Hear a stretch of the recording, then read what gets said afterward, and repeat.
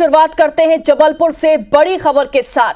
सामूहिक हत्याकांड मामले में एक बड़ा अपडेट सामने आया है। जबलपुर पाटन मार्ग पर परिजन ने एम्बुलेंस को रोक लिया। शवों को गांव ले जाने से पहले ही एम्बुलेंस को रोक लिया गया। परिजन ने बीच सड़क पर ही चक्का जाम किया। पोस्टमार्टम के बाद शवों को ले जा रहे थे ये गांव और उसी दौरान यहां पर चक्का जाम किया गया। हालांकि समझाइश के बाद चक्का जाम खुल गया है। शवों को अब गांव भेज दिया गया है, लेकिन समझाइश के बाद यहां पर हालात नियंत्रण में आ गए हैं। आपको बता दें कि जबलपुर में दो परिवारों के बीच यहां पर झगड़ा हुआ था, उसके बाद 4 लोगों की हत्या कर दी गई थी।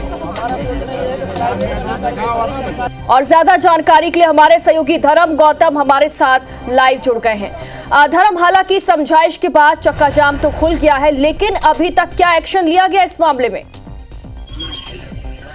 देखिए, परिजन कल से ही घटना के बाद से ही लगातार आक्रोशित थे और वह मांग कर रहे थे कि जो भी आरोपी है उन पर कड़ी कार्रवाई हो। हालांकि परिजन तो एनकाउंटर की बात कर रहे थे, लेकिन प्रशासन और जो कानून है वह अपने स्तर से काम कर रहा था। अभी तक जो जानकारी हमें मिली है, 8 से 9 लोगों को गिरफ्तार पुलिस ने हिरासत में ले लिया और उनसे पूछताछ कर रही है। हालांकि किन लोगों को हिरासत में लिया उनका खुलासा अभी तक पुलिस ने नहीं किया है और पुलिस का कहना ये भी कहना है कि जल्दी उस पूरे मामले का खुलासा कर लिया जाए। लेकिन सूत्रों के मुताबिक 8 से 9 लोगों को गिरफ्तार कर लिया गया। लेकिन बड़ी बात आज फिर बता दूं मैं कि जब जो मृतक है उनके जब पोस्टमार्टम के बाद शवों को गाँव ले जाया जा रहा था, तो परिजनों ने एक बार फिर ये घटना स्थल जहाँ पर मैं मौजूद हूँ, ये बता दूं आपको, ये वही घटना स्थल है जहाँ पर कल 4 लोगों का नरसंहार किया गया। मतलब 4 लोगों की दर्दनाक तरीके से बेहद क्रूरतापूर्वक हत्या की गई थी। यही वो घटना स्थल है और यहीं पर परिजन धरने पर बैठे हुए थे। परिजनों की साफ तौर पर यही मांग थी कि जो आरोपी हैं उन पर सख्त कार्रवाई हो, सख्त से कड़ी कार्रवाई की जाए और जो भी उनके अवैध निर्माण है। मेरे पीछे यदि आपको थोड़ा सा ये हिस्सा दिख रहा होगा तो ये जो मार्केट दिखाई दे रहा है, वो आरोपी पक्ष का मार्केट है, जहां पर ये पूरे तरीके से अवैध, ये बताया गया परिजनों द्वारा कि अवैध कब्जे पर बनाया गया है। इसे भी निस्तेनाबूद करने की बात मांग कर रहे हैं परिजन। और हालांकि लगातार प्रशासन की समझाइश, बड़े जो पुलिस के वरिष्ठ अधिकारी वहां मौके पर मौजूद थे और परिजनों को समझाइश दी कि सख्त से सख्त कार्रवाई होगी। कुछ जो गिरफ्तारियां हिरासत में लिया आरोपियों को, उनकी बात जब परिजनों को बताई गई तो परिजन माने। हालांकि जो जनप्रतिनिधि है, चाहे सांसद हों और स्थानीय जो विधायक हैं, तमाम जबलपुर के 2 से 3 विधायक यहाँ पर अभिलाष पांडे, इंदु तिवारी, सांसद आशीष दुबे स्वयं यहाँ पर मौजूद थे।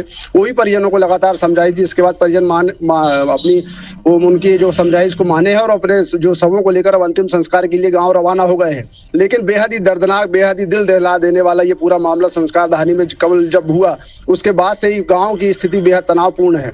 10 से 12 थानों का पुलिस बल कल मौजूद था और देर रात से जब यहाँ पे घटना के बाद से ही कई थानों का पुलिस बल, बड़ी संख्या में पुलिस बल की तैनाती यहाँ पर की गई है। कोई भी स्थिति तनावपूर्ण जो है उससे नियंत्रण में रखने के लिए बड़ी संख्या में पुलिस फोर्स, पुलिस के वरिष्ठ अधिकारी भी यहाँ पर मौके पर मौजूद, लगातार पैनी नजर गाँव में रखे हुए हैं। शांतिपूर्वक तरीके से अंतिम संस्कार हो सके उसकी व्यवस्था भी पुलिस प्रशासन ने की है।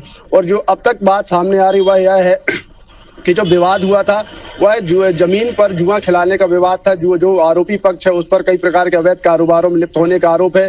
पुलिस प्रशासन से कई बार जो पीड़ित पक्ष है उसने शिकायत की थी, लेकिन कहीं ना कहीं पुलिस से उसमें लापरवाही देखने मिल रही है।